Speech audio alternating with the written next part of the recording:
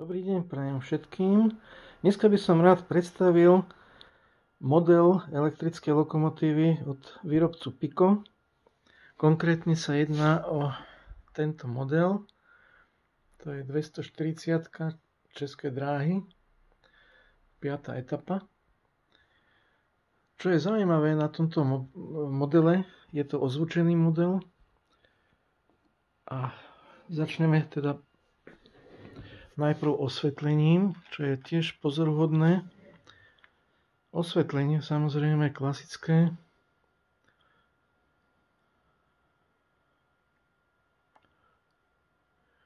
Vpredu osvetlenie, zadné svetlá, hej, červené. Ale čo je pozoruhodné na tomto modeli, je osvetlenie spodku lokomotívy, podvozku, alebo ono to vidno teraz takto pekne, tam sú 4 LED diódy z každej strany. Čo som sa teda ešte nestretol u iných výrobcov s takýmto niečím.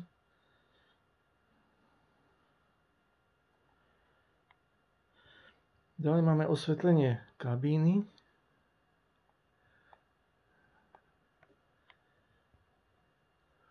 Osvetlenie strojovne.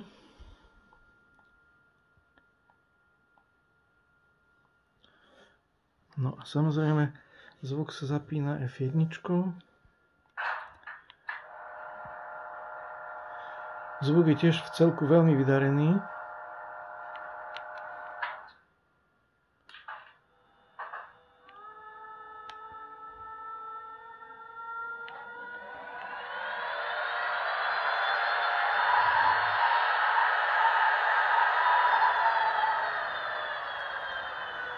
Celkovo je popísaných 29 funkcií, vrátane toho osvetlenia. Zvukov je tam neúrekom. Také zaujímavé je hlásenie z vysielačky medzi strojvodcom a dispečingom.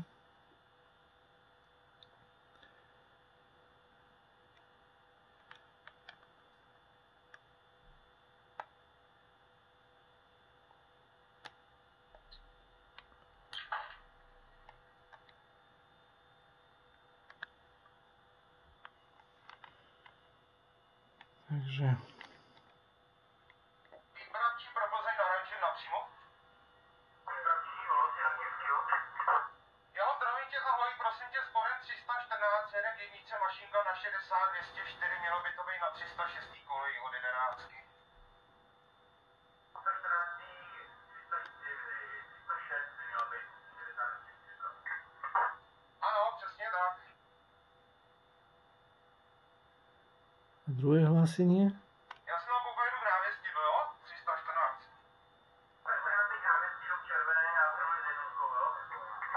Dobrý, rozuměl. Ďalšia taká zaujímavá funkcia je hukačka. Hukačka je na F2. Krátke huknutie. Keď chceme dlhšie huknutie, tak musíme to dvakrát stlačiť aspoň za sebou. Tiež F2. To je taká zaujímavá funkcia, to som sa s tým tiež nestretol pri roku. Že vlastne sa využíva jedno funkčné tlačítko a podľa spôsobu zatlačenia sa použije buď krátky alebo dlhý zvuk. Takže druhá hukačka je na F13. Zasa krátke huknutie.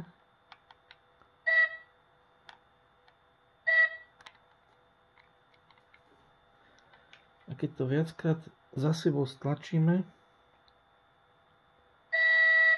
to je dlhé huknutie. S vyšším tónom, to je akože píšťalka. Dali sa tam zvuky ako rozpojenie,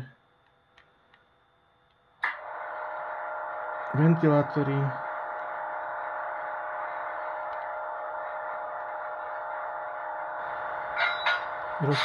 to rozpojenie vagónu aj s parou.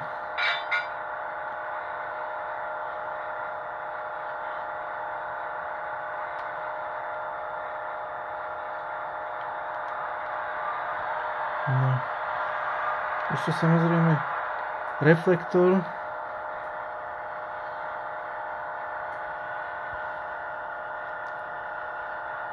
To je na F6. F7.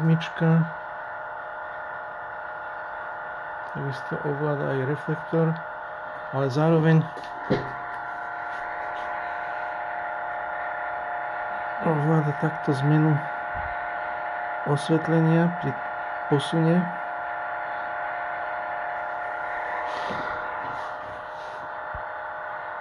Je to zaujímavé.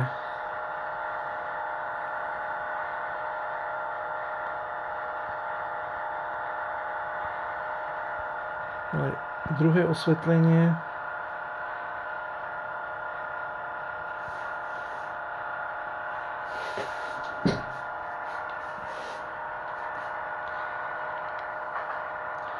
no ešte jazda.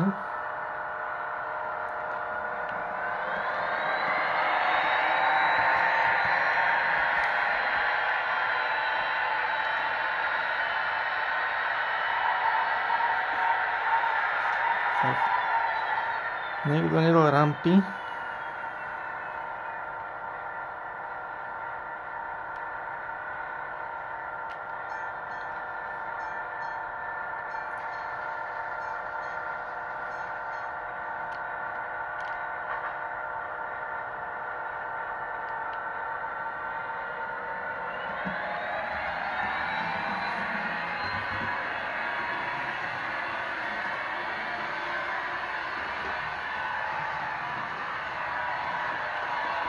A dojazd,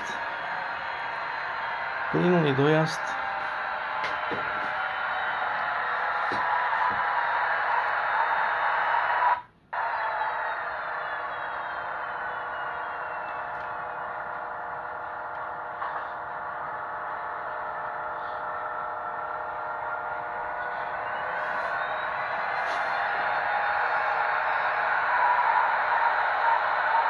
Ešte medzi také zaujímavé funkcie patrí ozvučenie škrípania brzd, ozvučenie škrípania kolies v zákrutách a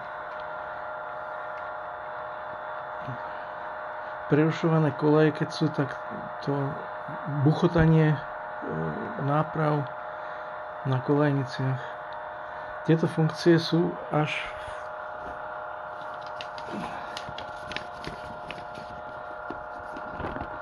musím si pozrieť do návodu. Skřípanie brzd. F26, F27.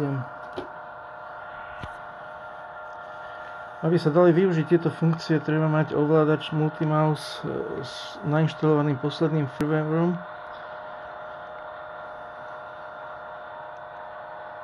Čiže skúsime takto. Aha. Tak, už to máme, F27.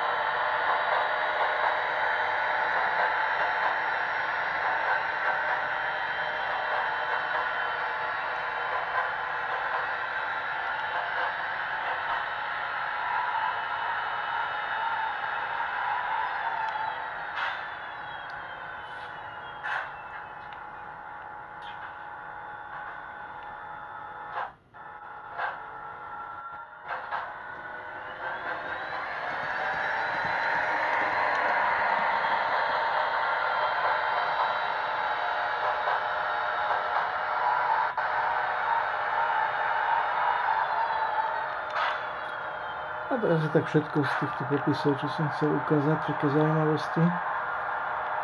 Dúfam, že sa vám to páčilo.